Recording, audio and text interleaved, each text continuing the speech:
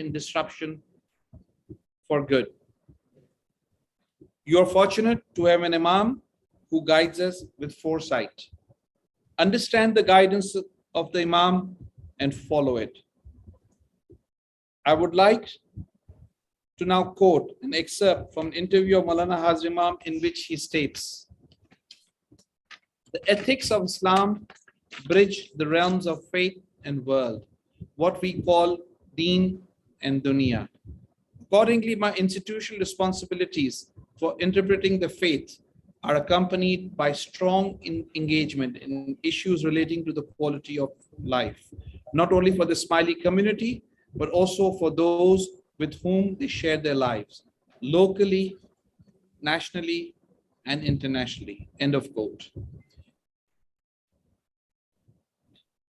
I urge the students to develop initiatives to guide younger students who are in secondary school, pondering university choices. Consider serving institutions such as volunteering in youth camps by ITRAP and AKYSB. We will create several internship opportunities and projects in our institution as well as in AKDN through the ISN to help students to get valuable and relevant experience. As you think about benefiting through ISN, you think about ways to contribute to the community through this network. In the end, I would like to congratulate the Agar Education Board, Jamaati Institution, and a host of volunteers who have given tirelessly their time and knowledge for the formation of this civil society. They have done excellent work in setting up the society, and we must acknowledge that. Now is the responsibility is on the leadership of the member students to take the society forward and support wholeheartedly this initiative. In the end, I would like to close my remarks by emphasizing that once you are done with ISN and you graduate out of college, there's another civil society supported by the Aga Khan Economic Board called the IPN, which will be a natural transition for members of the civil society from ISN to IPN. The goal is to engage in meaningful way all Jamaati members and students, professionals, for exchange of ideas and lifelong learning. Many thanks for joining us today on this launch, and best of luck to all the students who will support this civil society in the years ahead. Mubarak to Aga Khan Education Board on this launch, and let us not forget that we are, in the words of Maulana Hazar Imam, people of faith in the modern world. Thank you. Thank you, President Hafiz. It is my absolute honor to now introduce our first keynote speaker of the evening, Dr. Shams Kasam Lakha. Although Dr. Lakha requires no introduction, I would like to take a moment to illustrate his global stature in many fields, including education. Dr. Lakha has served as the founding president and trustee of the Aga Khan University for over 2 decades. He led AKU in becoming a world-class institution and expanded its campuses and offerings in several countries in Asia, Africa, and the UK. Dr. Lakha has served on the boards of several governmental, professional, research, and private organizations, including the Pakistan Medical Research Council, Habib Bank Limited, Pakistan Center for Philanthropy, and numerous senior governmental advisory panels in the areas of finance, energy, environmental protection, health, and education. In March 2002, he was appointed as the chairman of the steering committee on higher education with the status of Minister of State to oversee reforms in Pakistan's higher education. Dr. Lakha has been awarded the Sitara-e-Imtiaz, a high civil honor by the President of Pakistan. He currently serves as the chairman of the Board of Trustees of the University of Central Asia.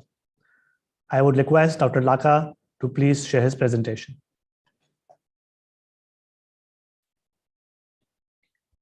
Thank you, Salman, for this introduction. Very generous of you to have given this introduction.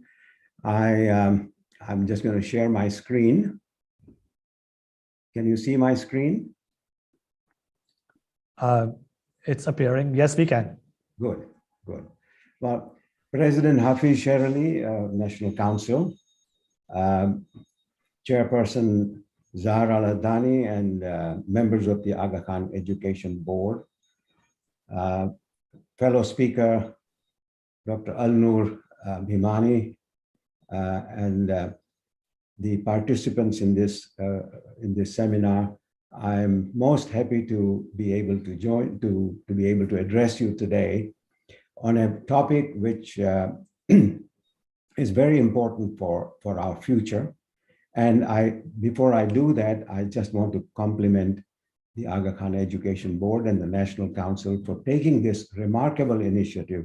It's been a long time coming, but good thing is that we are here. Der aaye durust aaye, but we are here.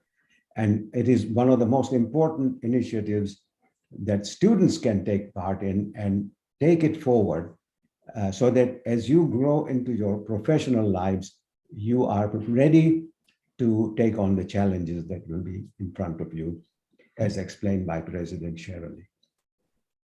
Before I begin my presentation, I also want to thank Salman Khimani for his help in organizing my presentation. I am really appreciative of that. So let's start. Let me first explain the objectives of my presentation. I want to share the vision and guidance of Maulana Hazir Imam on the importance of education and educational opportunities. I will explain a little bit about the global trends and projections about the future of work. Future of work, not your future, but it's the future of work that is going to make a difference to your future. Critical skills that would help prepare for the future. You heard President Sherali speak about the changes that are taking place in the job market. And I'd like to mention about key considerations in selecting universities for further education, including graduate studies. Many of you are already most of you are in universities, but you will be going into other studies for graduate studies. And so some of the things I'm going to say will be very important and very helpful for you to know and to keep in mind when you look at your future studies and your future careers. I'll speak about the professional work opportunities within the Aga Khan Development Network and the importance of community service for personal and professional growth. This is a very important topic which all of us have benefited. Those who are in the leadership position today and those who are aspiring, they're already benefiting from this. So let's get started and look at first and foremost the vision of Maulana Hazir Imam about education. He's asking why education and for what purpose. Let's take excerpts from his guidance. He says, there is no human society of which I know in recent history which has ever developed a successful future for itself without education. This was in Dar es Salaam, 2001.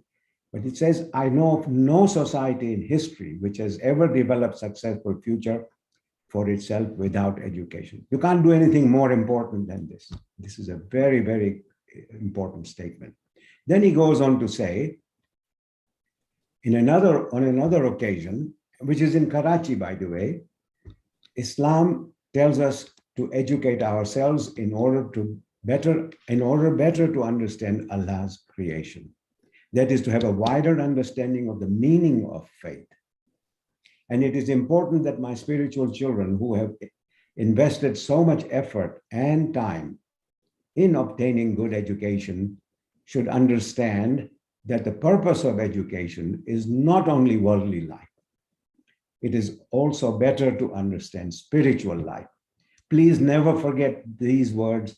It is not just for earning a good living or rising in the professions in which you are involved, but also to understand your spiritual life, because there is a strong connection between intellect and faith in the Shia Tariqa of Islam, and especially in our mother. So he goes on to say on the same occasion that the reality of our world is that education, knowledge is becoming the single most important driving force in human society. Never before in human society has so much good knowledge, mediocre knowledge, and bad knowledge been available to people. So choose wisely and choose that knowledge in such a way that it can serve the balanced purpose of your lives. Now, remember these words, mediocre and also bad knowledge. The world is full of these. These social media platforms give you all kinds of things. Even universities that are not of a high quality will provide education that may not be fit for purpose. And I'll speak about that in a minute. Again, Maulana Hazrat Imam says some societies which 25 years ago, just 25 years ago, accepted a secondary education in order to consider themselves an educated society, today require a baccalaureate or even a master's. This will happen in Pakistan. This will happen in Pakistan. I think it has happened in Pakistan already, because he said these things about 22 years ago, in October of 2000, in Karachi. Therefore, I say to the people, educate yourselves, do not truncate your education. What do we mean by truncate your education? Which means do not stop your education. You got a bachelor's degree, wonderful. Go for a master's. Maybe you want a second master. Some people may take a PhD. Everybody doesn't have to do that.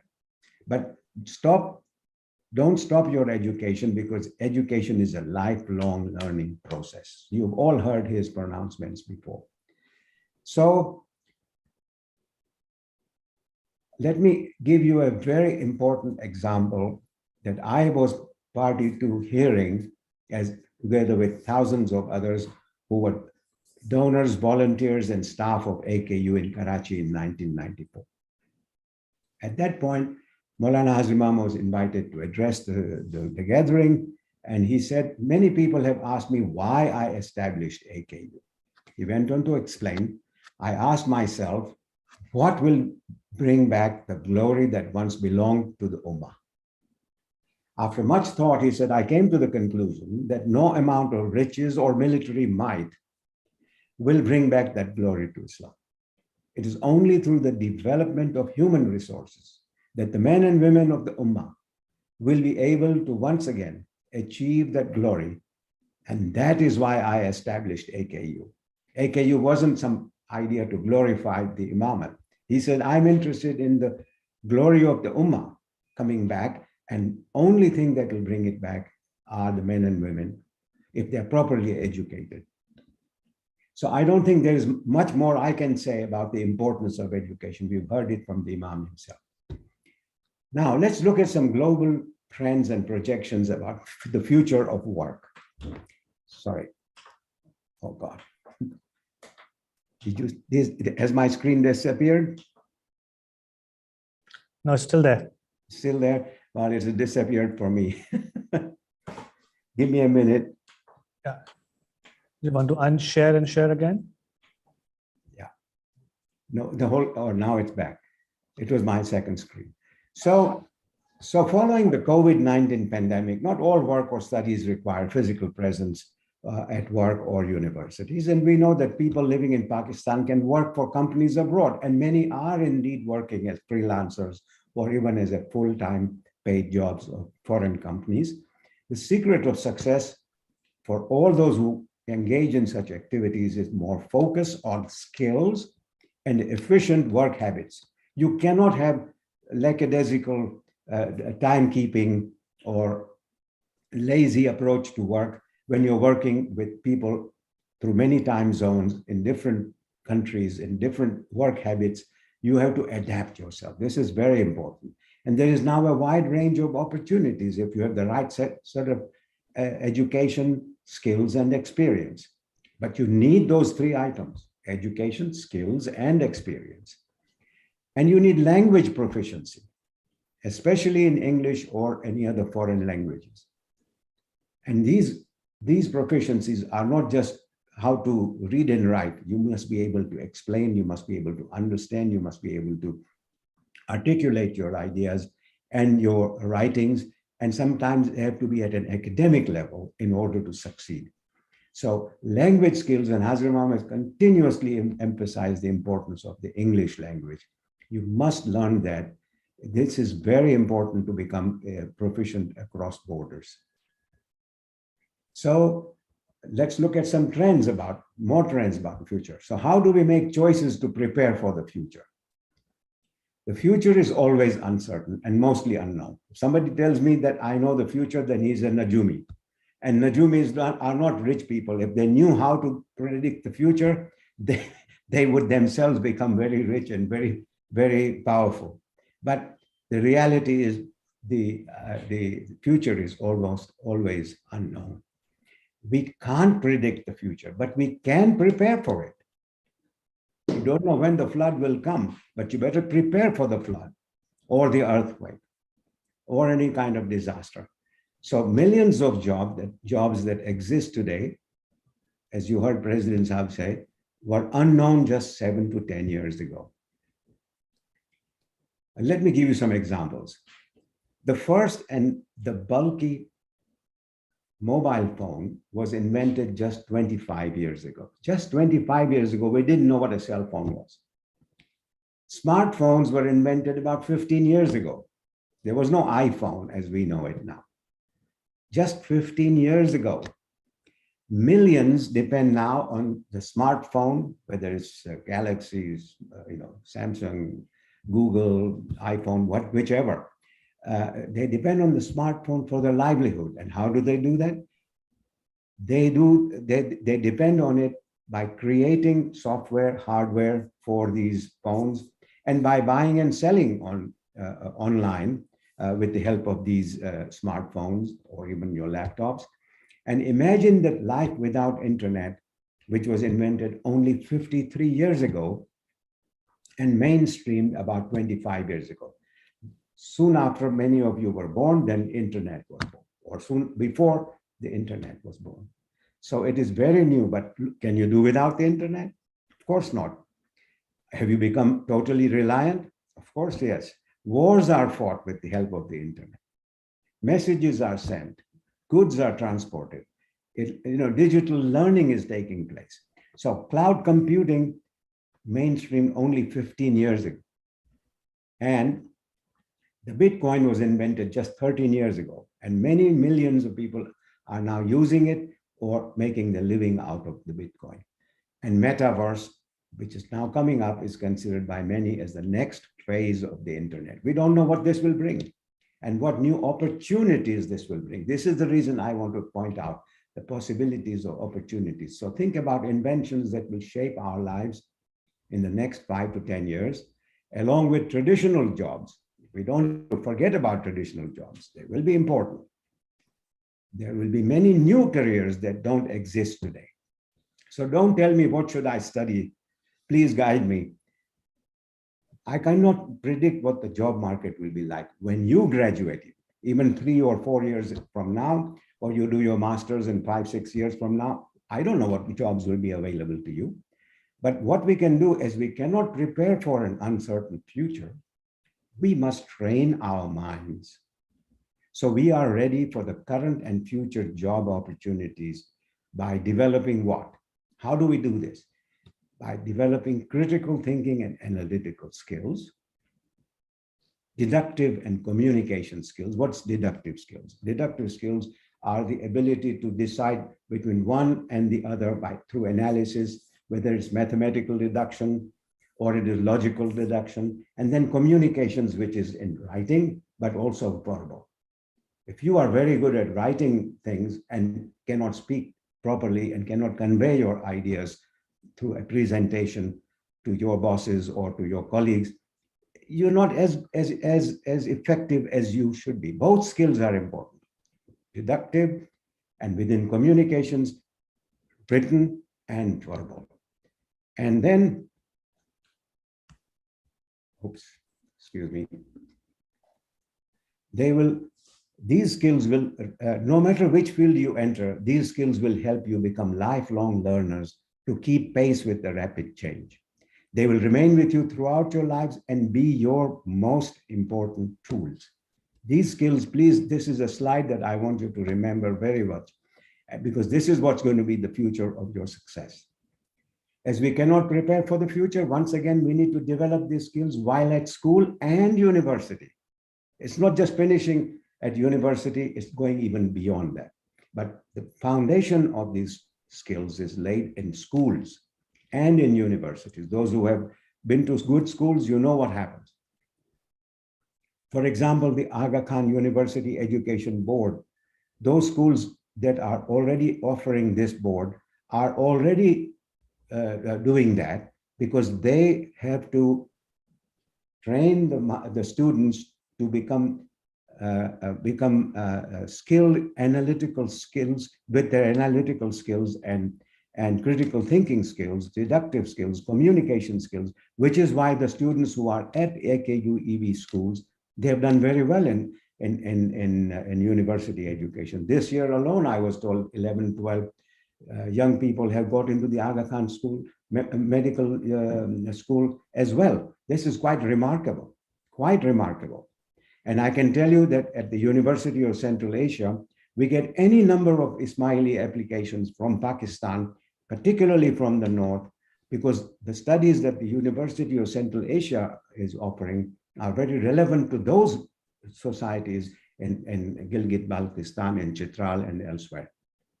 And they are very good students. They've been well prepared by the Aga Khan Education Service and Education Board. So I compliment them as well.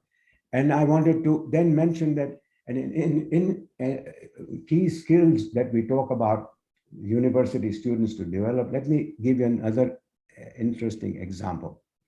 Some of the best banks in the world recruit not only MBAs and graduates in economics, but actively seek out graduates in sciences, microbiology, physics, chemistry, and the humanities, philosophy, history, literature. You'll ask me, why do they do that? Because they are looking for developed minds and not those who have simply graduated with specific skills in accounting or economics. Those are important and they have a head start for jobs in banks. But some of the best banks are actually looking for trained mind which have been trained in other disciplines, because they have also a broader mind. They are not just accountants, not just economists. They've got a broader vision of where things are. So as we prepare for the future, we must be prepared to change our jobs, organizations, careers, or even more to other countries. For example, each one of you during your lifetime will probably change between 4 and 7 jobs. And you don't have to be remaining an accountant or a physician or an engineer all your life.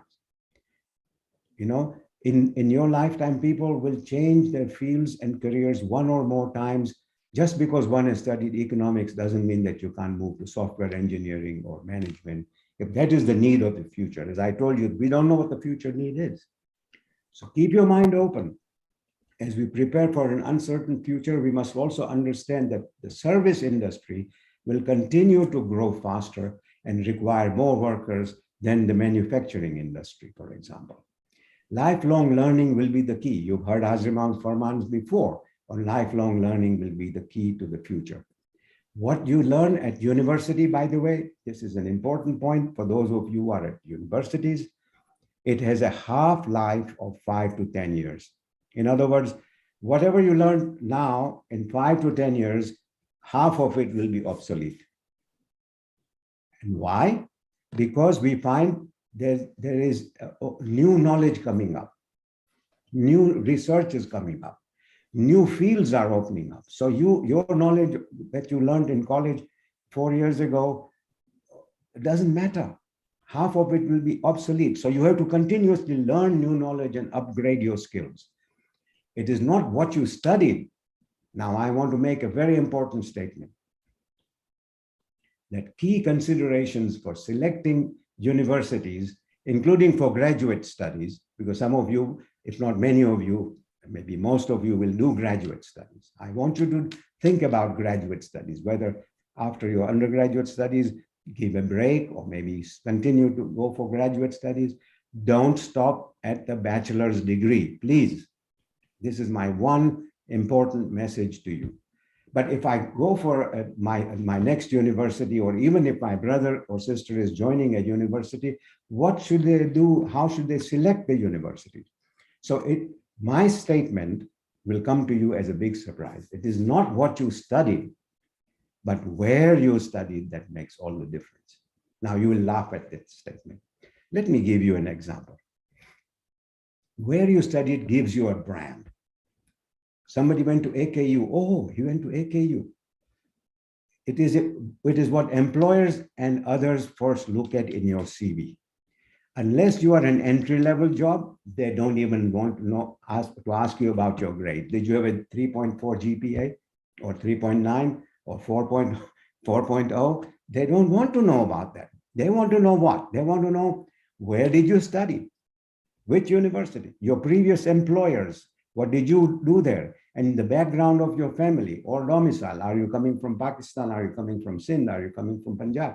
Let me give an important illustration. Very important illustration. Most people who know or have heard of Maulana Hazar Imam know that he studied at Harvard, right? However, very few, even in our Jamaat, know or even remember what he studied there. I bet you the majority of the people who are listening to this presentation, they won't know what he studied there. For the first 2 years, he studied engineering and architecture, preparing for architecture. And then he studied Islamic studies. But people only know in his CV that His Highness the Aga Khan went to Harvard. Oh, he's a Harvard graduate. Oh, my son is going there at the same university as Hazar Imam went to, Harvard. It's that brand that is very important. It's not what you studied.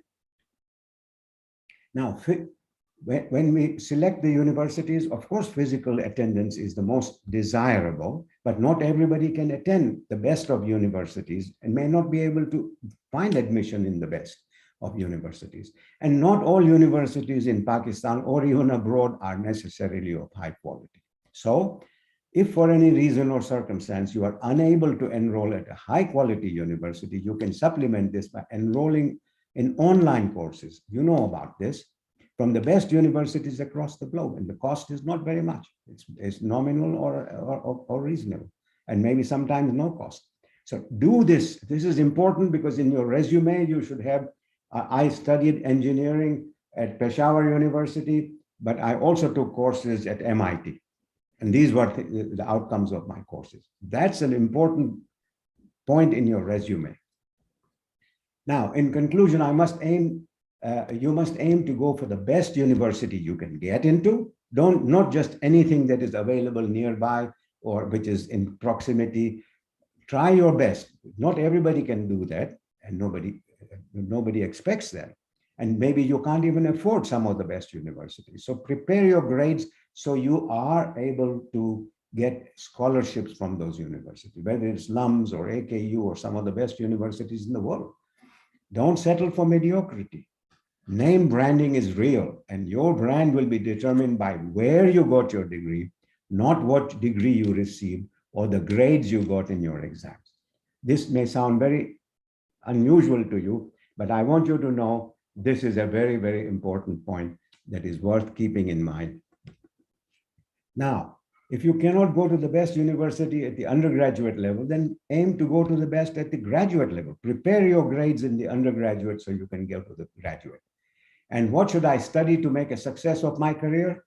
Look at where jobs are. Some current attractive fields are information technology, AI, software development, coding, security, informatics, climate change and global warming, very important, healthcare, and the conventional fields, of course. As mentioned earlier, most important, search continuously for new and developing fields of work. Now, once you have graduated, people say, what are the opportunities for work? And most young people would love to work for the Aga Khan Development Network. It's a very competitive situation to get into an AKDN organization. mashallah, the organizations are growing and becoming better quality. They're looking for better quality people. So if you are a graduate in management, business, financial services, tourism, healthcare, nursing, medicine, paramedics, education, especially school teachers and school heads, don't underestimate. This is one of the most important emphases in the professions by Maulana Hazrat. Earth and environmental sciences, which includes global warming, climate change, renewable energies, social service, including poverty alleviation, construction, habitat. These are both conventional and future jobs. And each of these fields has subspecialties, and these will evolve with time.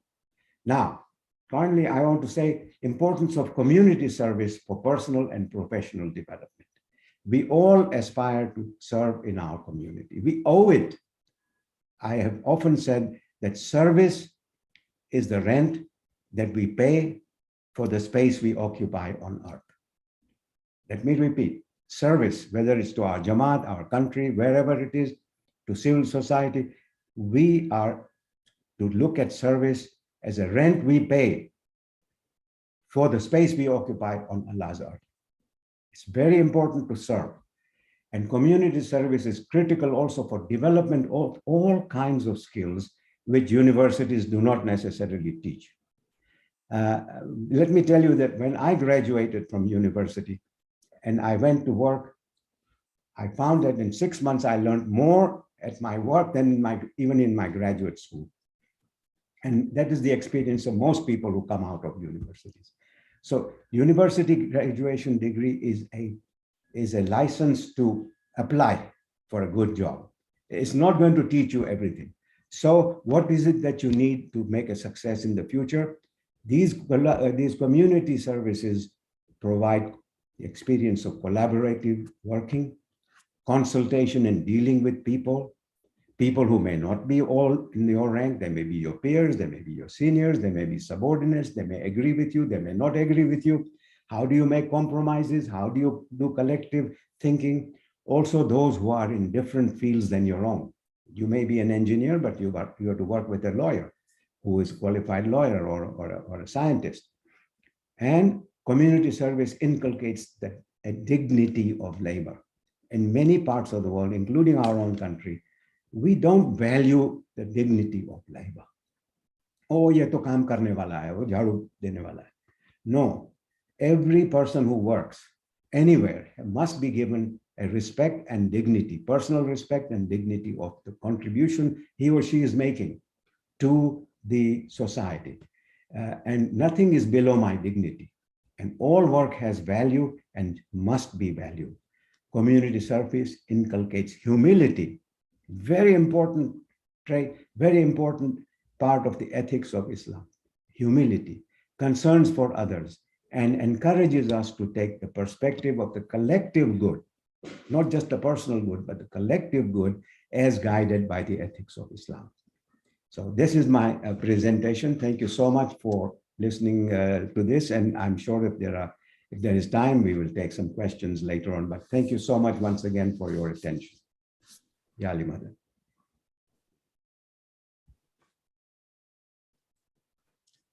Thank you, Dr. Lakha, for your exceptional insights on the world around us today and about the future, and for sharing your advice with the students. Dr. Lakha, may I request you to please unshare your screen? Thank you. I would now like to introduce our second keynote speaker for the evening, Dr. Al-Noor Bhimani. Dr. Bhimani is a dean at the Lahore University of Management Sciences, LUMS. He is a professor of management accounting and founding director of LSE Entrepreneurship at the London School of Economics. He is an advocate for quality education and innovation, an accomplished scholar, and a dedicated teacher. He has authored over 100 publications, including best-selling books in financial management, technology, and digitalization. He's connected with tech entrepreneurs and sits on business school advisory boards in Africa, America, Europe, and Asia. We are extremely fortunate that Dr. Bhimani has been able to join us today and I guess he's currently in Chitral, to speak to our students. May I request Dr. Bhimani to please address the audience? Thank you very much. A great pleasure to be here, especially speaking to you from Chitral. So President Sherley, Dr. Kasam Lakha, the Education Board, the National Council, and in fact, Salman Kimani and Shezin Hemani were both very, very helpful in enabling me to be here and to address you. And it really is my pleasure and my honor to be invited. So Yali Madad, and it is great to meet you all through this virtual platform. Now, this was a lovely introduction, and I wanted to say a few things about my career trajectory with a specific point that I want to make. I did my first degree in food science at King's College in London. I then did an MBA at Cornell University in the US. I joined a bank in Canada and I became a CPA, an accountant. I then did a PhD at the London School of Economics and joined that institution at the lowest ranking level for an academic as a lecturer. I became a senior lecturer and then a reader and then a professor and then head of department. And then I've been heading two very large centers at the London School of Economics. And I'm also heading the business school at LUMS presently. The point that I wanted to make is that there was one very key element that drove me to engage as much as possible with education. And all of that, I have to say, stemmed from Hazrimam's formans. Hazrimam also really emphasized the notion of continuing education or lifelong education. And I think the thing that drove me postgraduate degrees and so on was the notion that one has to engage in lifelong education increasingly faster and more intensely than one did with undergraduate or graduate studies. So lifelong education is about an acceleration of education, not an intermittent spurt of education to catch up. It's actually education to enable you to continuously change your profession or your discipline or society. I wanted to also mention that a firman that stayed with me up to today, that Maulana Hazrimam made, he made one very key but small point. He said, do not just seek education, but seek education with a capital E. And I wanted to explore what exactly that means. Now, my first point is that education is a strange beast. It's a strange product to invest into. You have to invest time, you have to invest money, you engage in many years in education. It's actually a very expensive product. The problem is that it is the most difficult product to choose if you don't have education. So you have to have education, quality education, to assess what might be good education. And this is why I think this is a key moment in Pakistan with the launch of the Ismaili Students Network, because it's these sorts of platforms, these sorts of avenues where you can explore with the counsel of others who have had good education, what your educational path should be. So take very seriously today the launch of the Ismaili Student Network. Extremely, extremely important.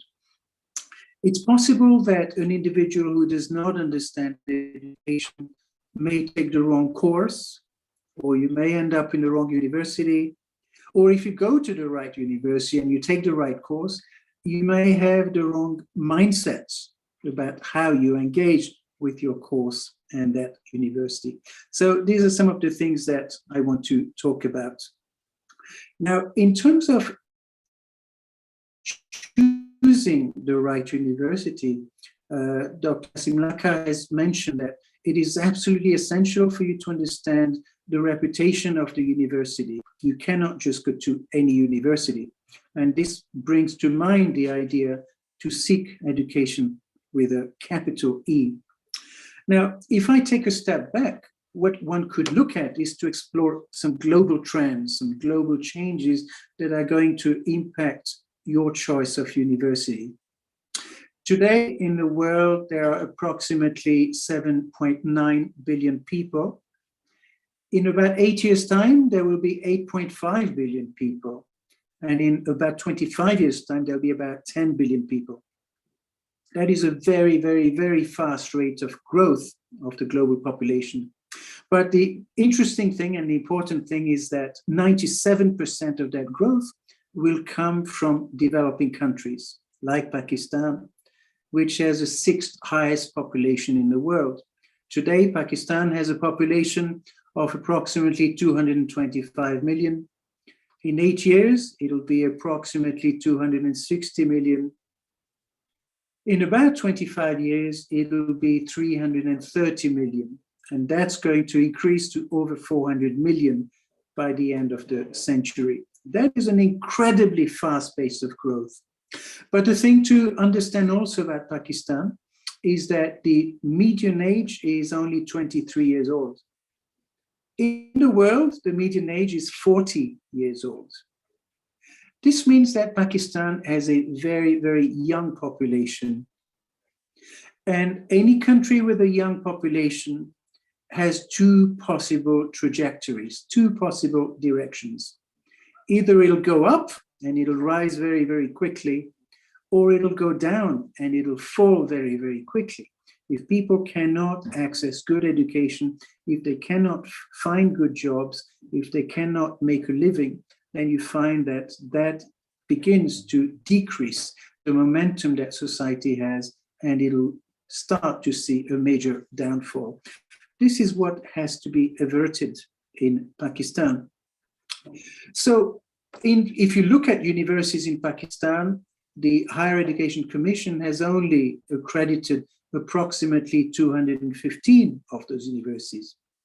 You have to ask yourself, if you're applying to a Pakistani university, you have to ask yourself, which university should I go to? And the truth is that there are only about 10 universities that have any form of global ranking in Pakistan. So of the 215, you have to choose extremely carefully.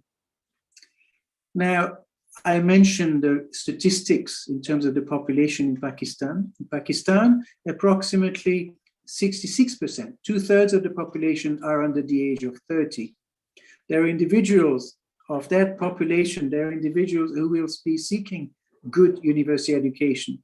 There are only about 10, as I say, globally ranked universities in Pakistan. So the first thing I would say, which actually reiterates Dr. Kasam Lakha's message to you, is aim to enter and be admitted into the best universities. And there are very, very, very few in Pakistan. So aim as high as you possibly can, because this is going to determine the path that you'll take in the future. So the first point then was about what is education with a capital E. It's about seeking out the best universities. The second question that you're going to have is which area, which discipline should I focus on? And Dr. Kasam Lakha mentioned that ultimately it's not what you studied, but where you've been. And I think there's great truth in that. One has to then look at what is changing in the world today that's going to make certain disciplines extremely important. The world is being impacted by what is referred to as the fourth industrial revolution. So what this means is that we've undergone different revolutions, from agriculture to mechanical, from mechanical to electric, from electric to electronic.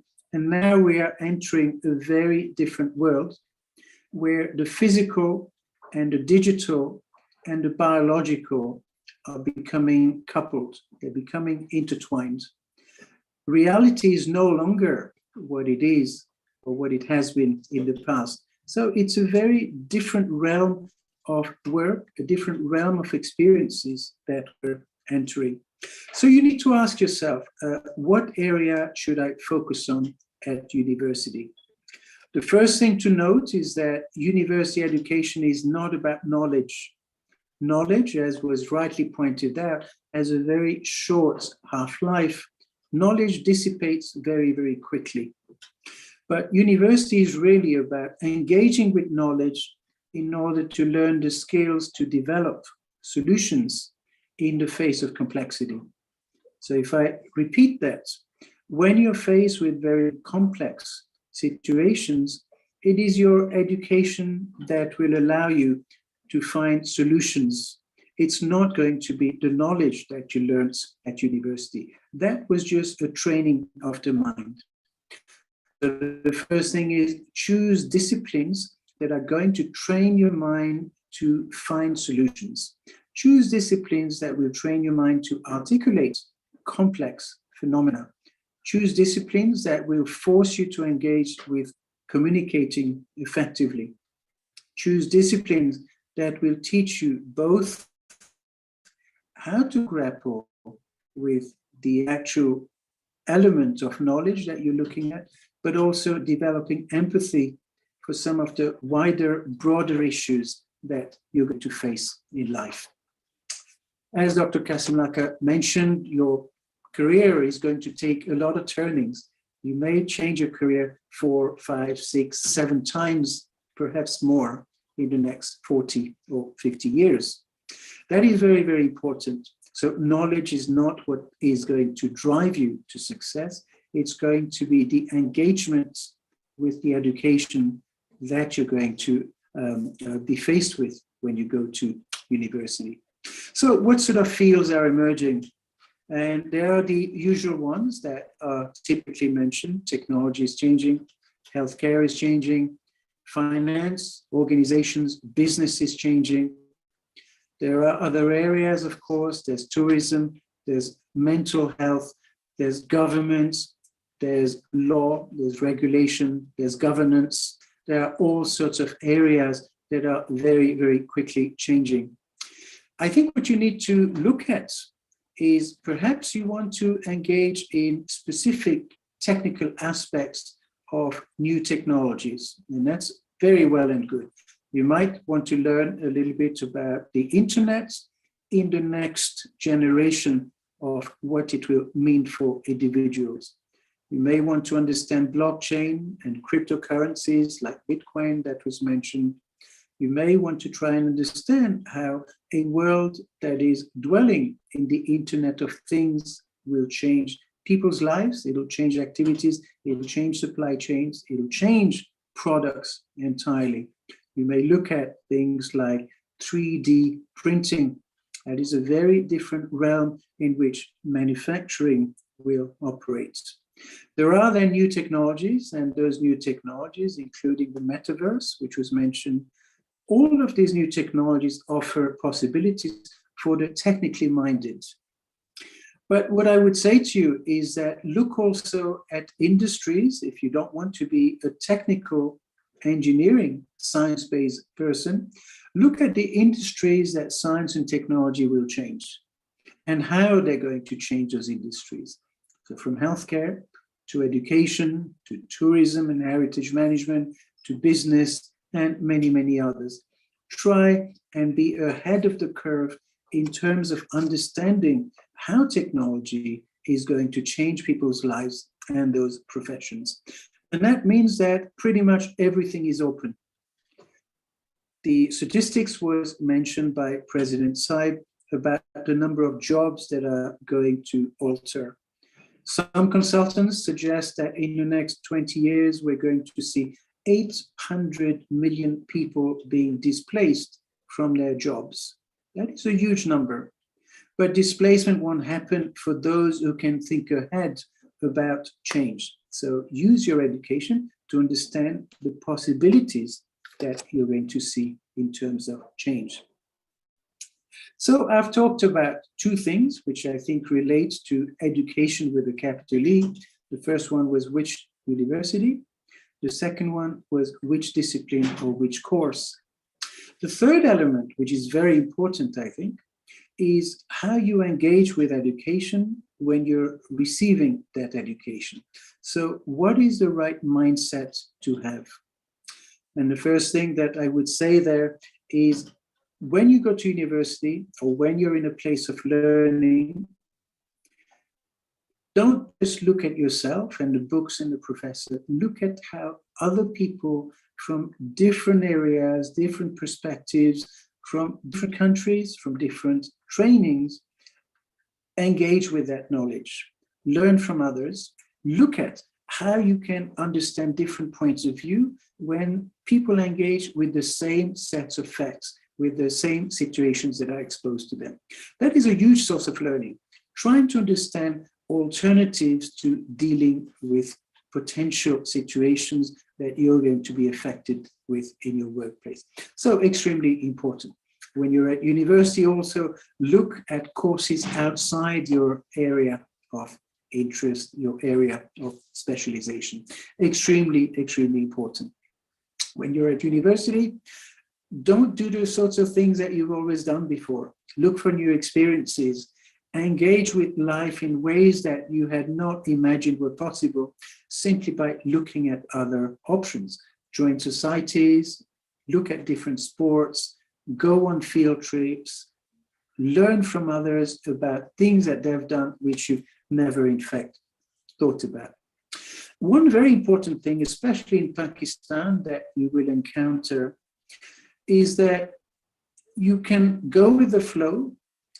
You sometimes will find that you have to accept that you're not always going to be accepted. Be a majority and you may be in a minority. And in those situations, what I would say is try and blend in. Explain your situation or your perspective, but don't lose your individuality. Sometimes you have silence about your individuality, but make sure you don't lose it, because it's that individuality that will drive you and propel you in terms of the changes that you're going to force into your profession, into your discipline, into your life, and which will affect others. So individuality is a driver of change. The world doesn't change from people being the same. The world changes when people are different. So you have to maintain and nurture that individuality. What I wanted to then do is not just to talk about education with a capital E, which I've covered in terms of 3 elements. I also want to say a few things about LUMS. You know that LUMS is one of the top universities alongside AKU in Pakistan. In Pakistan, if you're looking at certain areas that LUMS can offer, then I would strongly encourage you to apply to LUMS. So LUMS has 5 schools. It started with the business school. It then sort of further increased the options for students. It has a school of humanities and social sciences. It has a school of education. It has a school of law. It has a school of science and engineering. So it covers a wide panoply of disciplines. LUMS has approximately 18 undergraduate programs and 24 master's programs. So for those of you who are in undergraduate programs presently, you can look at a wide array of master's programs or PhD programs at LUMS. LUMS is, of course, a private university. It is a not-for-profit university, and individuals often say, well, it's very expensive to come to LUMS. The thing to realize is that 1/3 of the students at LUMS are offered financial aid. In fact, we have a national outreach program for undergraduates where you have to write an exam in order to get a lot of financial aid, but LUMS will train you to write that exam. So even if you don't then get into LUMS, you'll have had the training that LUMS can offer you to excel in exams, whichever university you're at. The other point that I want to mention for those of you who are interested in business studies is that LUMS now offers a 50% scholarship to any woman, any girl that is accepted into a master's program at the business school will get a direct 50% scholarship. That is a huge opportunity.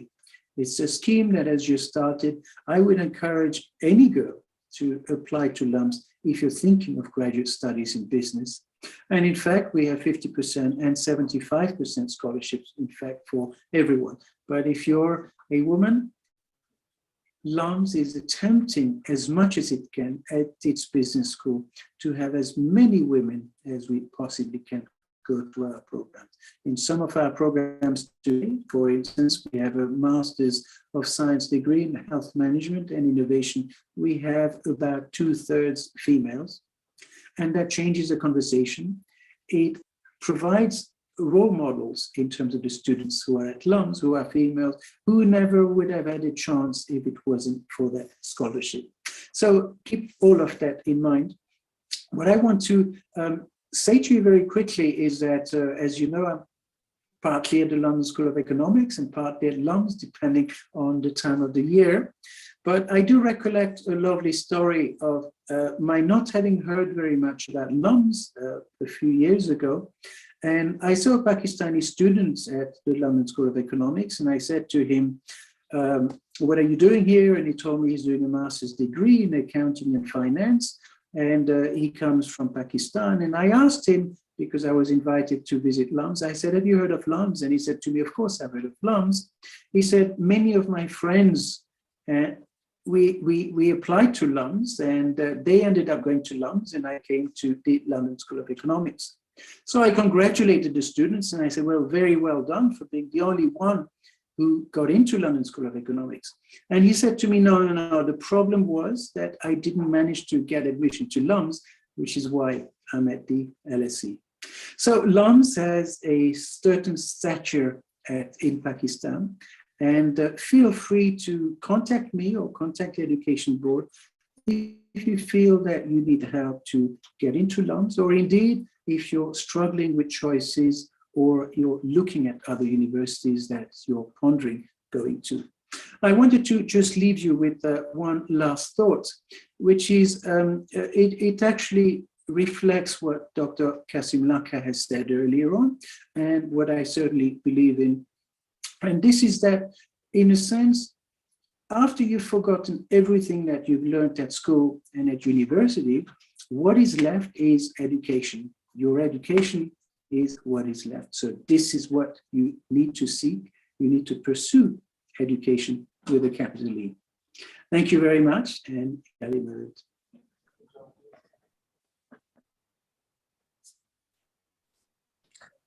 Thank you, Dr. Allur Bhimani, for such a thought-provoking address and for making our students think about various aspects that they need to ponder during their university life. So thank you so much. Thank you. Before we move to the last presentation, I would like to remind the audience that we will have a short question and answer session after this presentation. So you may type your questions in the Q&A section that you would be seeing at the bottom of your Zoom screen. For the last presentation tonight, I would like to request Dr. Zara Ladani, Chairperson of the Aga Khan Education Board for Pakistan, who has also led the envisioning of the ISN initiative, to share details about how the ISN will work, what's in it for students, and how can they become members of this network. Dr. Zara. Thank you, Salman, so much for this introduction. And it's such an honor to have Dr. Kasam Lakha and Dr. Bhimani with us, as well as the students and the participants may know that the entire leadership of Pakistan Council is also with us. So this is an opportunity. So I'm really hoping that students will ask tons of questions. So I will try to be as brief as possible and only share the most important information through my presentation here. So is my slide visible, Salman? Yes, it is. If you can run the slideshow mode, it would. All right. Okay. All right. So now it's the time to talk about the actual network. And I'm sorry, but still not on the slideshow mode for us.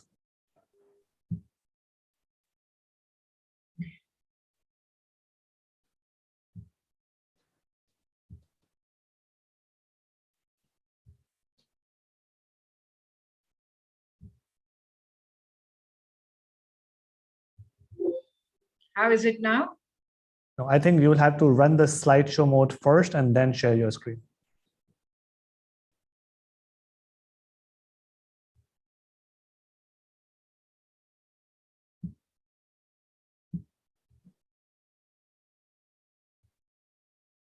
So this happens when you are not practiced like Dr. Lakha.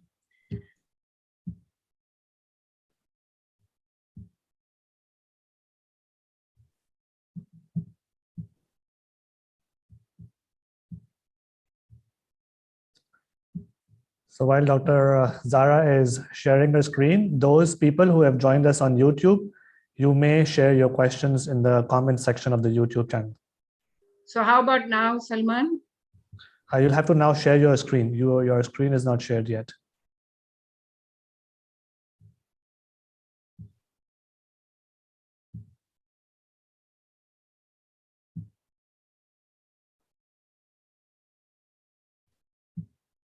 All right. Okay. So I'll move now. So this is the time to talk about the network itself, how it's going to work, and what is there for all of you, for the students who are the main participants of today's event. So, so the key elements of the framework is, this is the platform which is going to be run by the students, which means managed by the students, and it is for the students. The network would remain focused on educational and professional development of students with opportunities for personal development and well-being. The key elements of this network would be the opportunities, especially for networking. You know, the key word in this entire thing is the networking, which means that networking among students, between the different students who would come and join this Smiley student network. Networking with professionals, as President Saib mentioned in his speech, that once you graduate, not only after you graduate, but even during your university life, during when you are a student and when you are registered member of ISN, you will get a lot of opportunities to mingle with the professionals, maybe from the same body in which you are studying, from the same discipline in which you have registered yourself as a university student. So you will have that opportunity when you would become member of this network. Networking with service providers, both within and outside the Jamaat institution. So the sky is limit. As the body who is going to run this, you are the body who is going to run this. So it's up to you who you bring it and who you invite to your platform. So it's really up to you. And we would be there to provide you a lot of advice, lot of support. But essentially, it would be your call as students and as members of the network. The students will be organized in chapters by their fields of studies. The chapters would primarily be organized at the national level. However, as the time goes by and you all feel that the numbers have been increasing at regional level and it is now ready to go into regional and local chapters, that would also be very much possible, and to organize localized events and activities. Just to illustrate what I meant by this, that this is how it's going to work. Like, so there is a national steering committee where a lot of Jamaat institutions, Jamaati boards are, board members are the committee members who are going to work at an advisory level. At the national level, there would be Smiley Student Network, Pakistan, ISNP, which would be the parent network. Under this parent network, at the national level, there would be subject-specific networks. Say, for example, ISN for health sciences students or ISN for humanities students, so on and so forth. I'm going to go into the details of what sort of networks to begin with, the subject-specific network. Later, when you decide that it's time to move on, you can even plan for regional chapters, which could be geographical chapters. For example, ISN for Health Students Network in Islamabad, or ISN for Social Sciences students in Gilgit, for example. So there could be geographical chapters as well, and which can have a subject niche as well. So these could go in many directions. And again, as I said earlier, it would depend on your initiative and your call.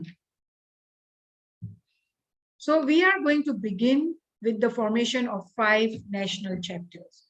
These are the 5 national chapters that we are going to begin with. ISN for Health Sciences students, ISN for Engineering, Computer Science, and Natural Science students, ISN for Accounting, Finance, and Management Study students, ISN for Social Sciences and Humanities, and ISN for Arts and Media.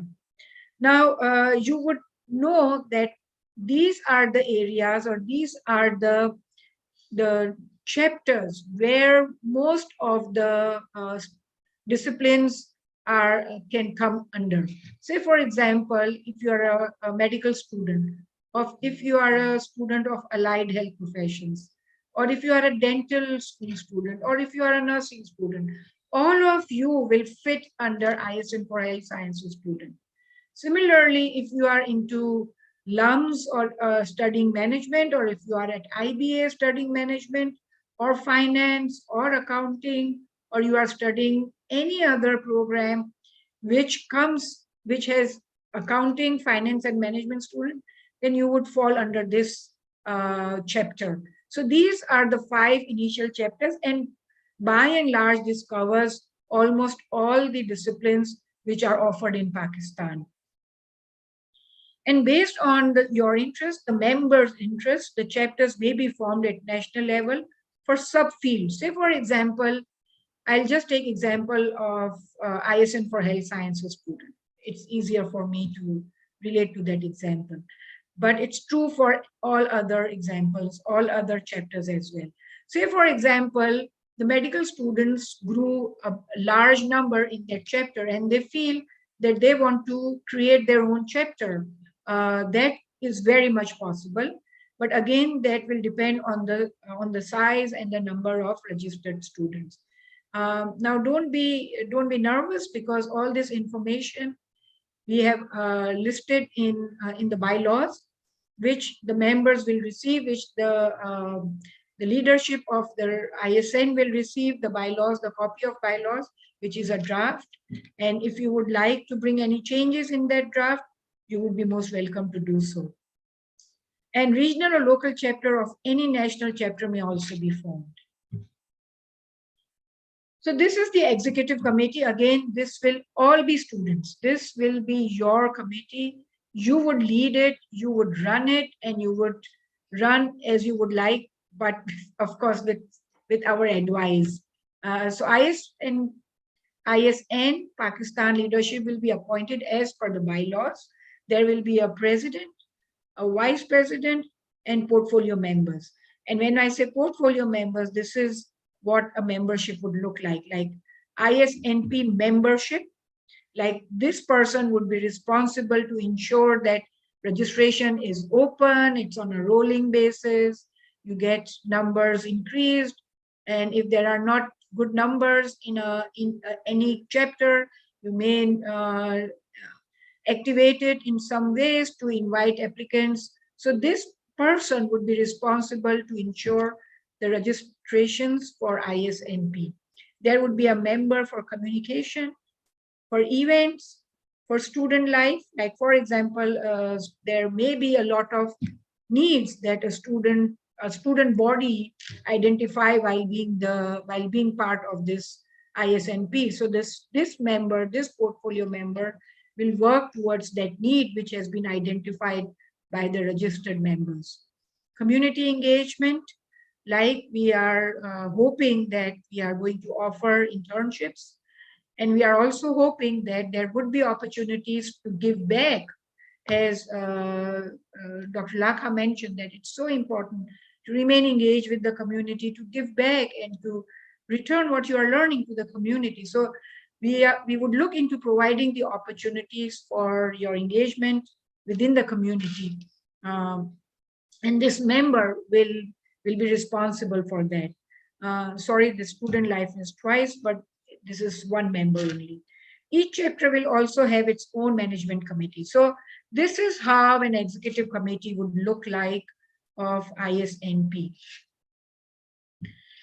These are some examples of what sort of activities the ISNP would be doing, or what sort of activities you should be planning, for example. So ISNP could be doing career guidance and advising. Like, of course, you will not stop at undergraduate level. You would strive to go beyond that and may get into higher education or may want to change your career. So there will be a career guidance and advising, a lot of activities around that. Networking amongst peers, networking with professionals, professional development, personal development, and there would be a lot of workshops, sessions, sports, seminars, and lot of other activities, entertainment activities. There could be concerts, there could be musical nights. Again, as I'm saying, that it's your call, it would be your network.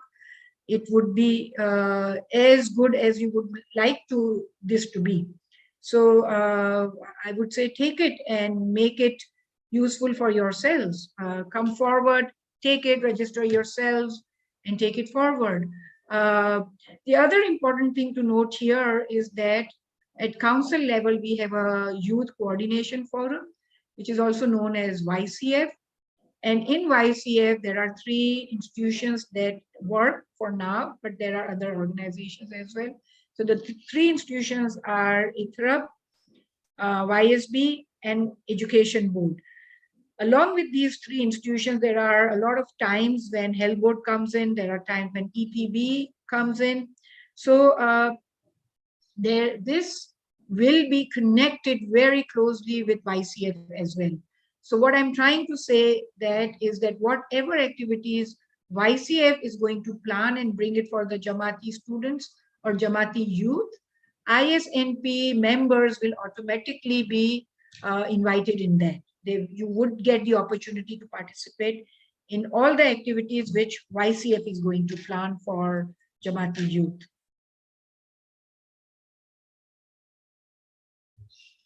All right, and so let's see who can become a member. It's very simple. Any Ismaili student who's studying in any university in Pakistan at bachelor's level. For now, we would like to restrict it to bachelor's level. As I'm saying repeatedly, that it's up to you. Maybe after a few years, 2 years, 3 years, 4 years, you are ready to open up for grad students. It can go to that level as well. But to begin with, just a word of caution that let's start small. And I know that we have a huge community in the undergraduate program studying in Pakistan. So trust me, when you would open this and when you would invite all your friends, Smiley friends, to join this network, it will grow to a level where it would be difficult to manage also. So we would like to start with bachelor's level and then take it forward. Okay, so we have some ineligibility criteria, exclusion criteria as well, if you would like to say it like that. So enrolled in diploma, master's or PhD programs, we would really like to focus on the university students who are enrolled in a 4-year or a 5-year program. For now, we would like to exclude diploma, master's and PhD students, or the students who are of Pakistani origin but studying outside Pakistan. Primarily, this network is going to benefit the students who are studying in Pakistan, who live in Pakistan, and they are studying in Pakistan. Gradually, of course, we can think of either inviting as guest speaker or as guest members, but that again will come later. And those who are expected to graduate by August 2022, because there would be a lot of activities that would be planned after August 2022. So, and for those who are interested in joining a platform, we have a professional network platform which is managed and run by IPN itself, but it is supported by the Economic Planning Board, EPB. So if you are graduating soon, I would recommend you to join IPN.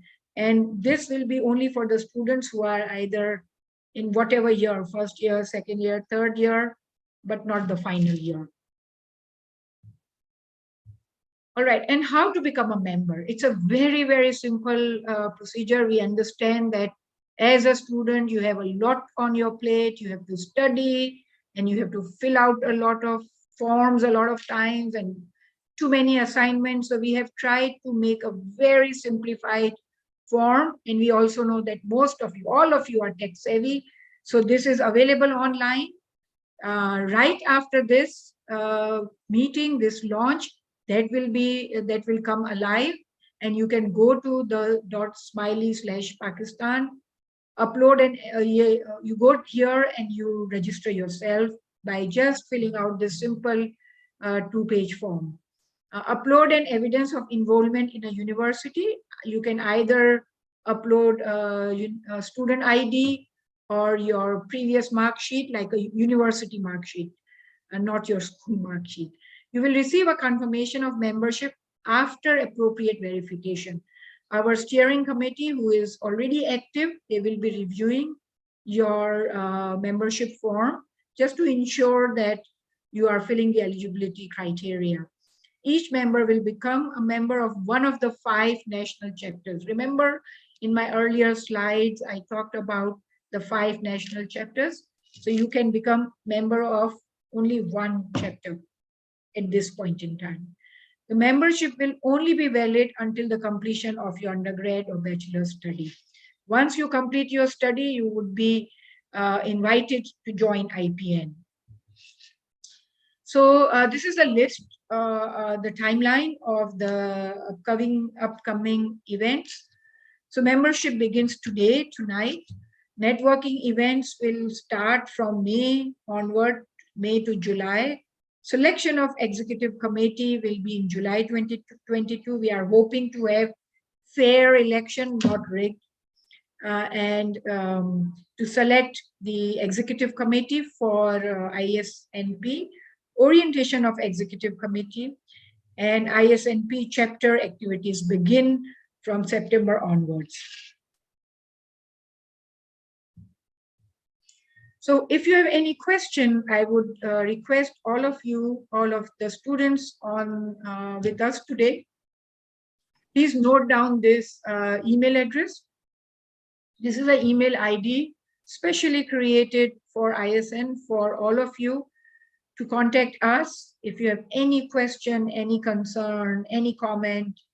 Even if you would like to comment on this launch, you may go to this email and type your comment or your question, and you will get, I can guarantee you will receive a reply on your question. So with that, I'd like to thank you, and especially again, thanks to everyone who is participating in this launch, and to the leadership who is with us throughout the session. And last not the least, the technical team who really was with us throughout the planning of this session, marketing of this session, and noting each minute progress here and making sure that it is been recorded, it is going on in the 2 areas. So I really thank you thanks to the technical team. So with that, Khuda Hafiz. Thank you.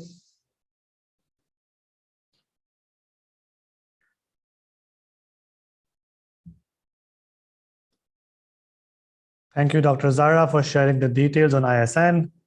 This is extremely exciting. I wish I was still a student at bachelor's level to benefit from this network. Since we have very limited time, we would be able to take only a few questions. We have already received a number of questions, and I would select some of them and ask the panelists on your behalf.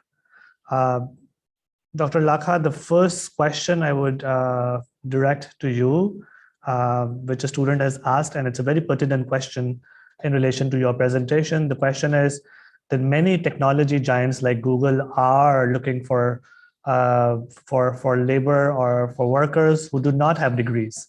So how do we reconcile the need for advanced qualification with the emerging need of technical skills? Well, it's a very good question.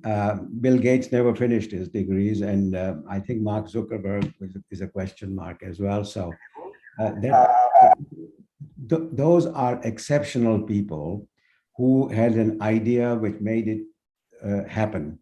Of course, there are many people who are being recruited by Google and other social networks to come and join them. Their purpose is to slot you into a particular job. Their needs are not necessarily to look at your advancement. They might provide you advanced education as part of their corporate strategy. They might even sponsor you once in a while to a university.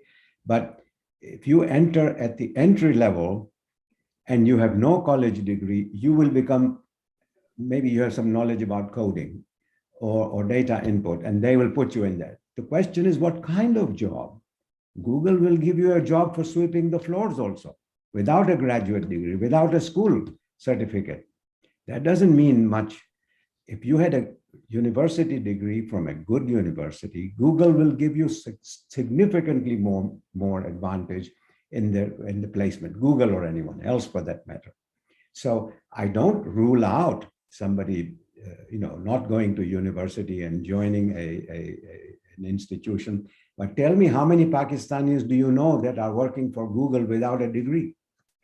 I'd be interested to know whether Google or Microsoft, and what kind of jobs they have. I think that's a bit of we have to be very cautious about these kinds of straight similes, Thank you. Thank you, Dr. Lakha. The next question I would like to direct to Dr. Alnoor Bhimani, a very interesting question. I'll just sort of paraphrase it. How important it is to change your field for a master's degree? What are some pros and cons of sort of changing your field after your bachelor's program? Thank you. I think that's a lovely question. It does matter to certain individuals who aspire to do things that are different, to change their fields. I have, for instance, a daughter who studied classics. She went on to do an MBA, and she's got into consulting, and that's what she really likes. The combination of the two, I think, is immensely powerful. I think that there are individuals who, for instance, may study engineering at the undergraduate level, and then at the graduate level, and then go on to perhaps become more professionally qualified in engineering. So in a sense, I think that the possibility to change your field through a master's program is an opportunity for individuals who are seeking a greater breadth of possibilities. To give you an example, we have, I had mentioned, a master's in healthcare management and innovation at LUMS. Approximately 2/3 of our students are medically qualified.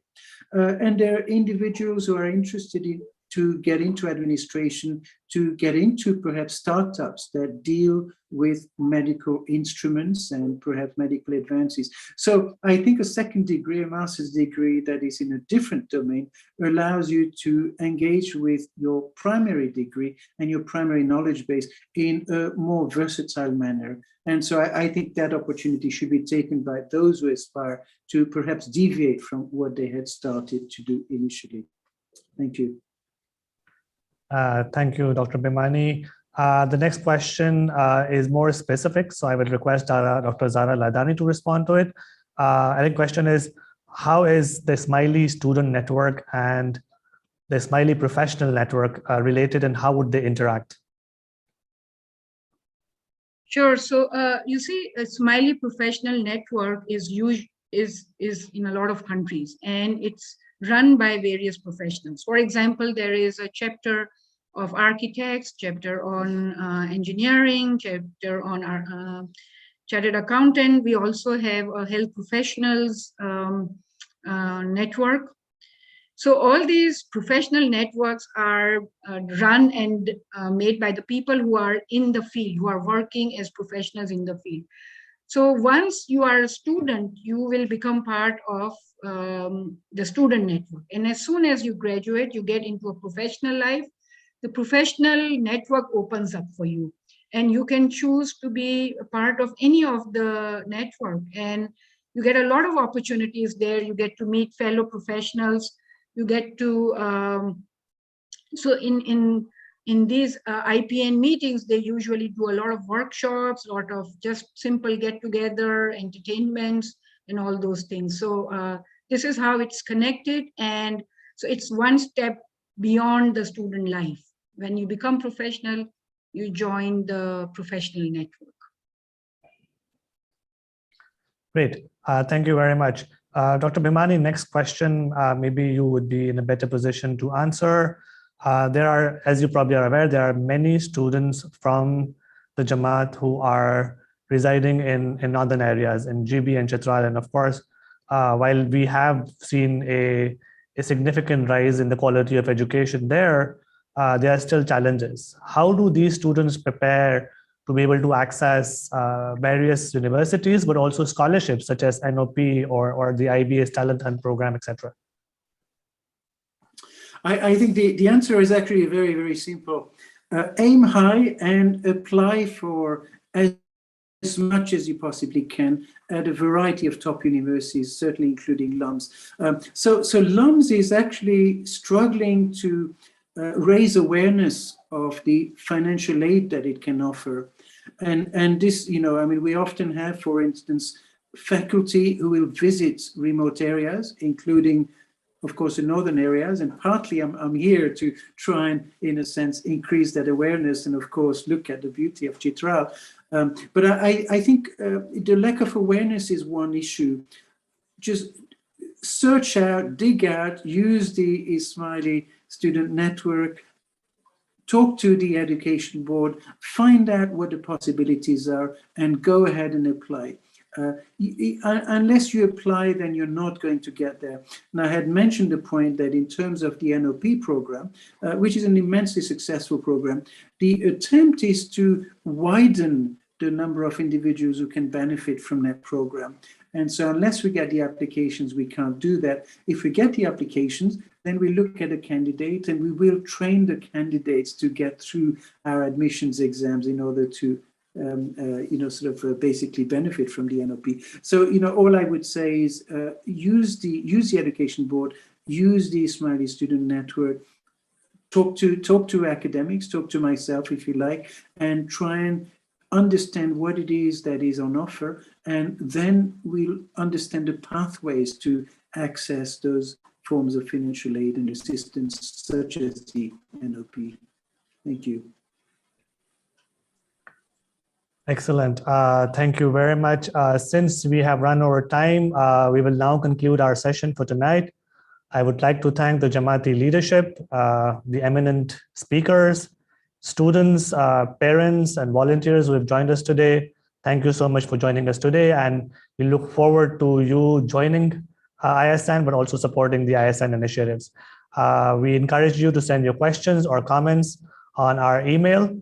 The email is isn.eb@akcpk.org. You can find further information about membership and ISNP on the Smiley Pakistan's website, the.smiley/Pakistan. Those who have missed the session tonight can watch it on the Smiley Pakistan's YouTube channel a little later. We wish you a great rest of the evening, and Ya Ali Madad. Salman, there were a lot of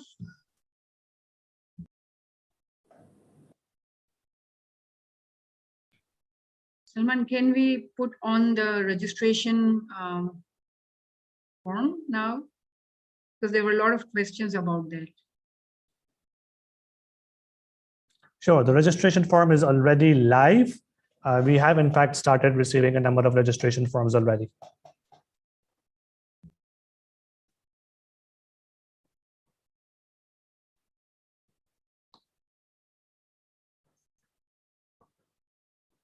All right, thank you very much, and Ya Ali Madad. Ya Ali Madad.